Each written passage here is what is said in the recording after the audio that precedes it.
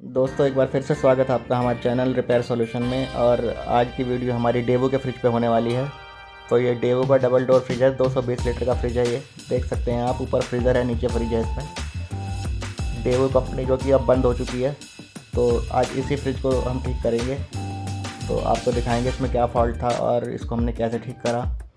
तो बने रहिएगा वीडियो में, दिखाते हैं आपको।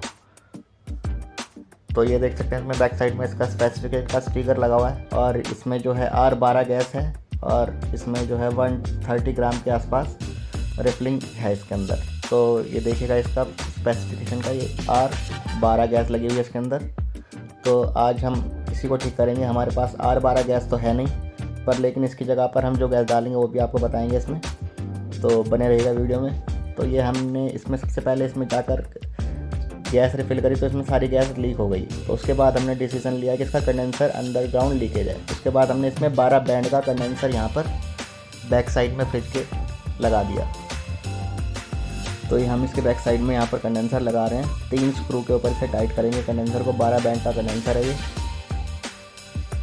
क्योंकि इसमें अंडरग्राउंड लीकेज है तो उसके लिए हमें लगाना पड़ रहा है। इसका फ्रीज़र की कूलिंग कॉइल ठीक है, बट जो इसका कैबिनेट के अंदर कंडेंसर है लोहे का लगा हुआ, वो कहीं से जंग खाकर लीकेज हो गया है। तो इसके लिए हमें इसमें कंडेंसर लगाना पड़ रहा है ये।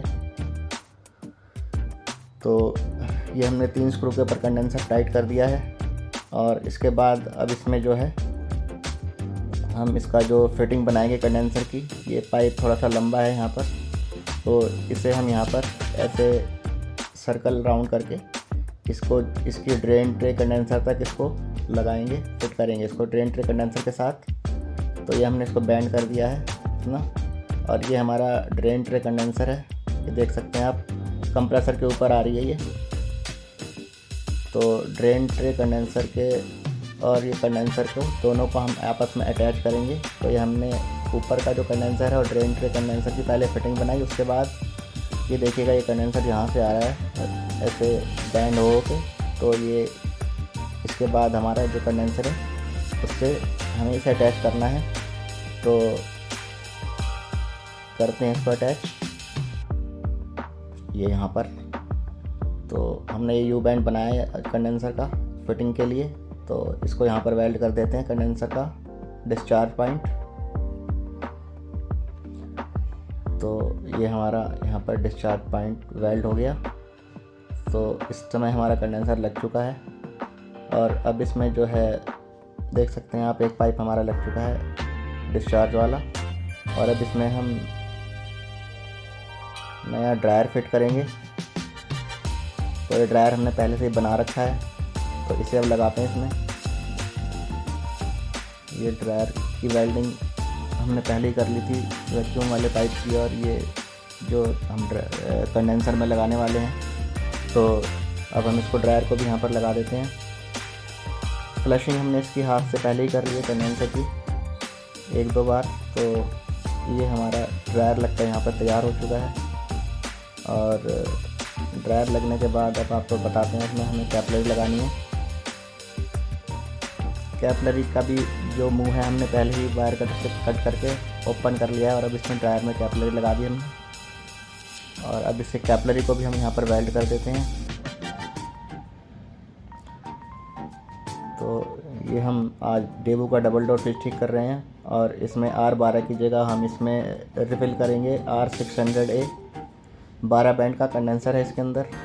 तो आपको बताएंगे इसमें 12 बैंड के कंडेंसर में हमने कितनी R600 गैस रिफ़िल करी। कंपनी ने R12 इसमें 130 ग्राम लिखी हुई है, बट हमने इसमें जो है 12 बैंड का कंडेंसर लगाने के बाद इसमें जो गैस रिफ़िल करी है उसकी भी आपको वैल्यू पूरी बताएंगे कि हमने इसमें कितनी गैस रिफ़िल करी है। और ये फ्रिज की कॉइल पे पूरी फ्रॉस्टिंग आ गई इतनी गैस रिफ़िल करने पे। तो बने रहिएगा वीडियो में, देखिएगा ये जो इसका ड्रायर फिट हो चुका है हमारा। अब हम इसमें देखिएगा ये R600A गैस रिफ़िल करेंगे। तो ये हमने इसको यहाँ से कपलर को टाइट कर दिया। और अब इसका फ्रिज का कंप्रेसर ऑन करेंगे। हमने टाइमर से ऑफ कर रखा है, तो हम टाइमर से इसको कंप्रेसर को यहाँ से ऑन कर लेते हैं। तो हमारा कंप्रेसर इस टाइम चल चुका है और ये फ्रिज वैक्यूम पोजीशन में चल गया है इस टाइम पे। तो देखिएगा आप, वहाँ से एयर आ रही है ऊपर वैक्यूमिंग की। तो थोड़ा इसको वैक्यूम करते हैं 1-2 मिनट के लिए। और वैक्यूम करने के बाद हम इसमें R600A गैस रिफ़िल करेंगे। तो R600A R12 की जगह सही काम करती है, इसमें कोई प्रॉब्लम नहीं आती है।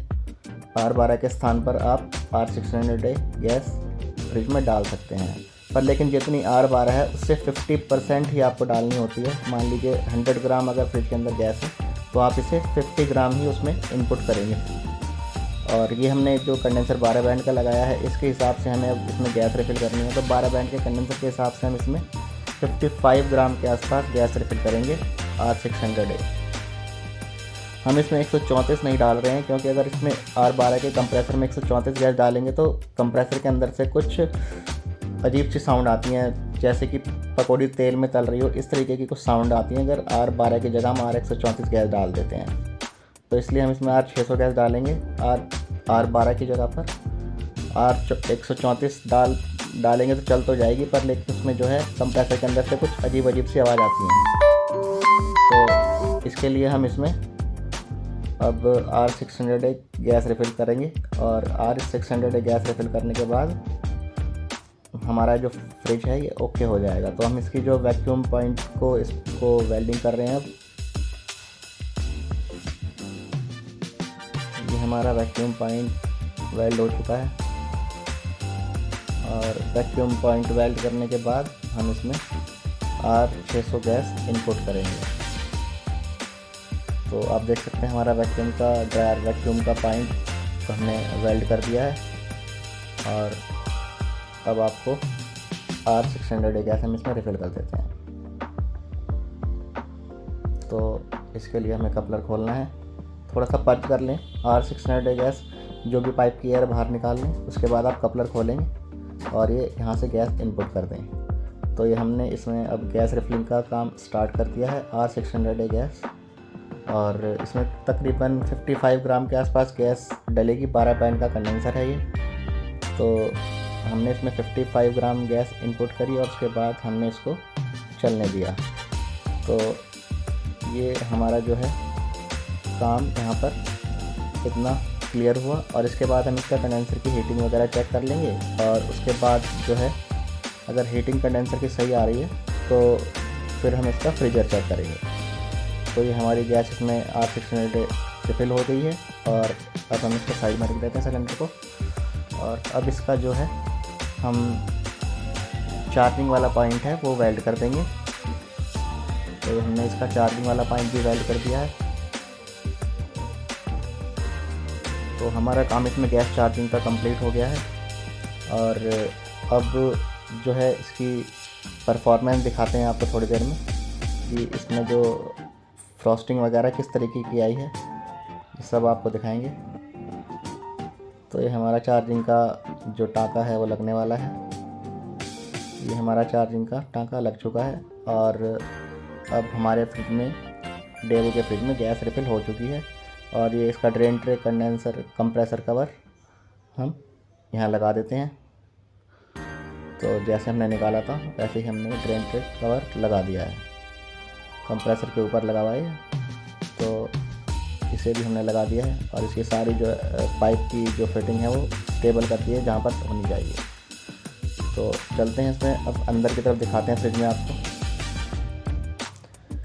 तो आइए फ्रिज के अंदर का हिस्सा दिखाते हैं, देखिएगा आप। तो ये कूलिंग कॉइल पे पूरी फ्रॉस्टिंग आ चुकी है, आप देख सकते हैं वाइट दिख रहा है आपको। हाइडर पे पूरा आइस आ चुकी है, इस पर भी हाइडर पे भी, ये देखिएगा। और ये जो हमारा सक्शन का पाइप है पूरा एंड तक इसमें बर्फ़ है। तो ये हमारी कूलिंग कॉइल भी पूरी बर्फ़ से हो ही पड़ी है इसमें। तो ये हमारा फ्रिज ओके हो चुका है। Thank you for watching my video. मिलते हैं अगली वीडियो में। Thank you, bye bye.